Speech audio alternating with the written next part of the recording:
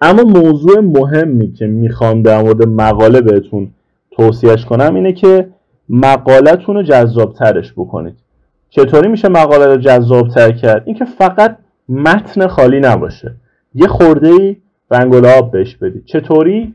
مثلا میخوام بگم برای برابری در حقوق و آزادی ها، برای برابری در حقوق و آزادی ها یک مثال و یک داستان ذکر کن. پس شما وقتی دارید هر کدوم از اینها رو میگید یه مثال میزنید و یه داستان هم ذکر میکنید و اون داستانه میتونه و اون مثال و داستانه میتونه جذابتر بکنه کارتون رو.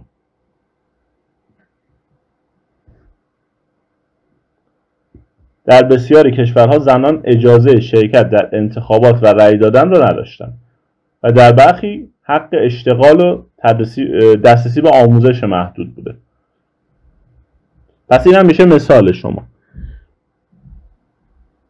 یه بدی که اینجا داره، حالا داستانم میگه دیگه، روزا پاکستانی، یه دختر نوجوان از پاکستان سال 2012 که توسط یه گروه طالبانی به قتل رسید و کشته شد. این هم داستانی که شما میتونید ذکر کنید. خب باعث میشه رنگ و لعاب کار بالاتر بره. یه بدی که این سیج و کلا این قسمت داره اینه که نمیتونید اینو متوقف کنید. مثلا استاپ جنریت نداره مثل این که میتونستید بهش بگید بس دیگه ادامه نده. باید وایسید تا تهش رو بره. اگرم بخواید روش کلیک راست میکنید و دیلیتش میکنید. دیلیت بکنید که کلا پاک میشه. ولی نمیتونید خیلی کارش بکنید. حالا اینو گفت مثلا میتونید بگید یک پژوهش علمی در مورد برابری در حقوق و آزادی ها ذکر کن و منبع پژوهش را بنویس.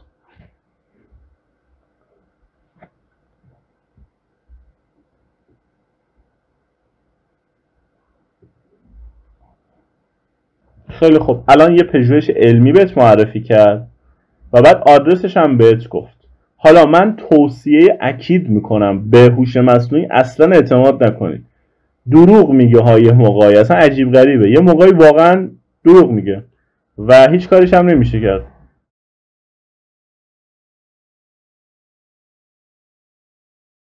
خب من باید برم اول میریم تو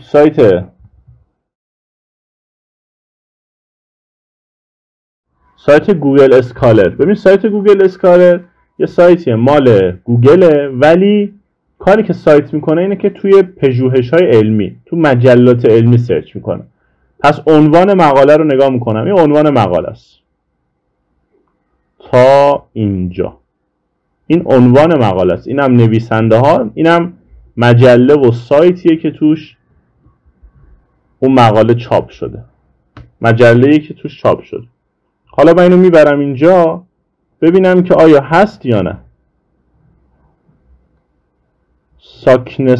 ساکسنا اسم نویسندشه.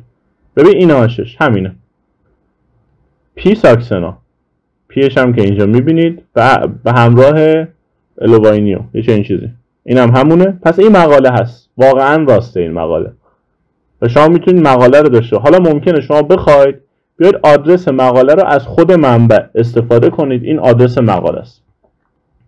پس من میام اینجا آدرس مقاله رو برای خودم اینجا دارم دیگه. توی آنلاین لایبرری از انتشارات ویلی این مقاله درج شده و شما میتونید اینو به عنوان سند کتاب یا مقاله خودتون استفاده کنید. خیلی هم میتونه عالی باشه. این چکیده مقاله رو دارید اینجا.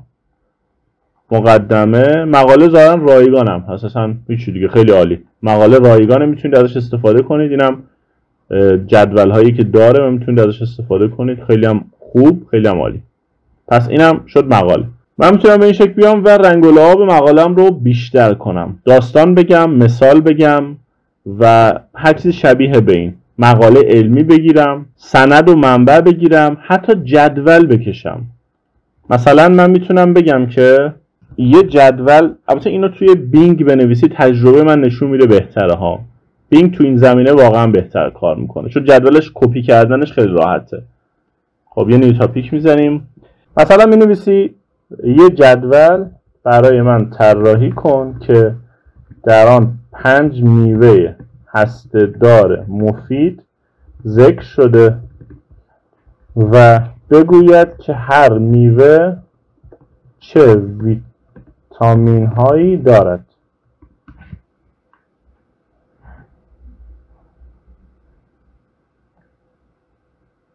میوه های هسته‌دار مفید. ببین از کل این متن اون چیزی رو که به عنوان اصلش تشخیص داد ترانسفورم کرد این قسمت بود و بعد میگه جنریت میکنم پاسخ شما رو بر این اساس.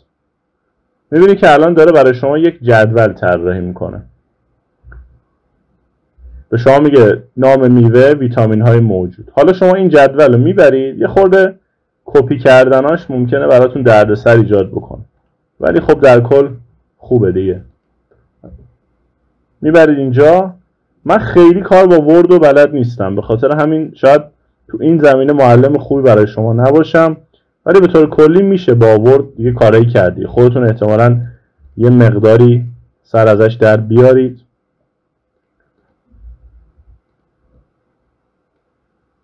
اینا رو وسط چین کنم. خیلی خوب. مثلا این شکلی دیگه. حالا یه سری کارا میشه کرد دیگه. اینجا فکر کنم بشه استایلش رو یه تغییره. یا مثلا اینو ببریم، میتونیم یه خورده تغییرات تو استایلش بدیم. حالا من خیلی سر میگم در نمیارم از ورد، به خاطر همین اینو باید یه خورده خودتون باید باش ور برید، یا مثلا برید تو اینترنت تو گوگل سرچ کنید چطور جدول ها رو باید تنظیم کنم و کارهایی که باش میخواد انجام بدید. ولی میبینید یه جدول خیلی ترتمیز که 2 تا ستون داره، بعد سطرهاش مشخصه، ستونا رو میبینید که خودش اومده براتون برجسته تر کرده، ستون اصلی رو و همه رو نوشته. فوق العاده است، واقعا عالیه این. بذارید من اینو فکر کنم چپچینه. میبینید ویتامینو جابجا نوشته بود. پس میتونید جدول طراحی کنید. مثلا میخواید تمرکز رو بگید، 5 اصل تمرکز رو بگو و هر اصلی چه اثری در رشد ما میذاره. اینو مینویسید، جدولش طراحی میکنید و اینجا میذارید. کارو شیک‌تر میکنه، کارو خیلی به درد بخورتر میکنه. مورد بعدی که میتونه کمک بکنه به بهتر شدن کارتون نقل قوله. نقل قول کردن از آدم‌های دیگه. مثلا من برم توی همون کار قبلی خودم 3 نقل قول از بزرگان سیاست در مورد آزادی و برابری حقوق انسان‌ها بگو. نلسون ماندلا، رهبر آفریقای جنوبی، برنده جایزه صلح نوبل: آزادی برای همه یا هیچ کس، برابری برای همه یا هیچ کس. این جمله مثلا جمله معروفشه. مارتین لوتر کینگ جونیور، رهبر سیاه‌پوستان آمریکا، برنده جایزه صلح نوبل. می‌بینید همه برنده جایزه صلح نوبل. ابراهام یا ابراهیم لینکلن، رئیس جمهور آمریکا، اینم اینو گفته. حالا مثلا میگیم که سند جمله ماندلا رو بگو.